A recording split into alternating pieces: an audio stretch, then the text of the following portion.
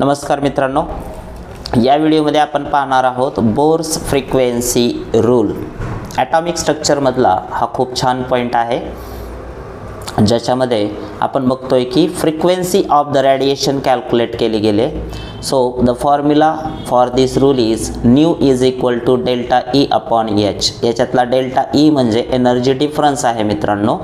कोणत्या energy states आपण हा डिफरन्स काढतोय तर E2 मायनस E1 हा जो एनर्जी डिफरन्स आहे दोन एनर्जी स्टेटमधला तो म्हणजेच डेल्टा ई आहे आणि एच म्हणजेच प्लँक्स कॉन्स्टंट आहे मित्रांनो। So overall Bohr's frequency rule काय सांगतो पहा, the frequency of radiation emitted or absorbed when electron jumps between two energy states.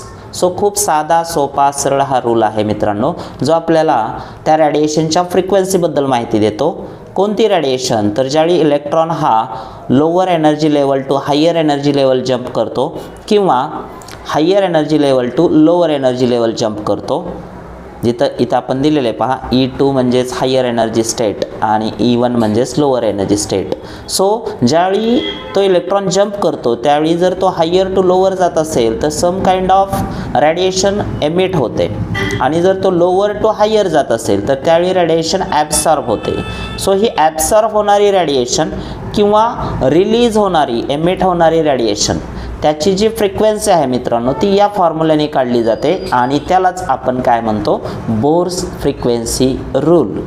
तुम्हाला जर हा व्हिडिओ आपला आवडला असेल आणि यासारखेच आणखी नवनवीन व्हिडिओज तुम्हाला केमिस्ट्रीच्या मूलभूत संकल्पना संदर्भात पाहिजे असतील तर अवश्य कमेंटमध्ये लिहून सांगा आणि हा व्हिडिओ कसा वाटला ते देखील सांगा। भेटूया पुढच्या व्हिडिओमध्ये।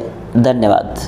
आणि हो, आपलं चॅनल लाईक, शेअर आणि सबस्क्राईब करायला विसरू नका, कारण या केमिस्ट्रीच्या आपल्या चॅनलवरती डेली आपण 11वी-12वी केमिस्ट्रीसाठी लागणारे सर्व व्हिडिओज अपलोड करत आहोत।